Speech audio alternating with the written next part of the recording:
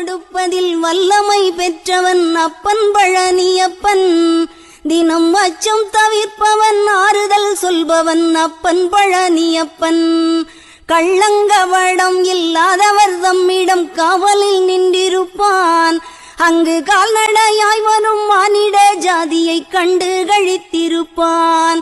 துள்ளி வரும்படி வெளுக்கு மேலொரு ஜோதி பிளம்பும் உண்டோ, அந்த சுப்பையன் போல் ஒரு அற்புத தெய்வத்தை சொல்ல மொழியும் உண்டோ.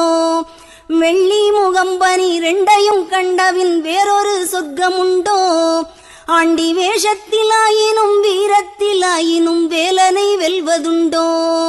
சித்தர் வணங்கிய சேவற்கொடியோனை சேர்ந்து பணிந்திடுவோம்.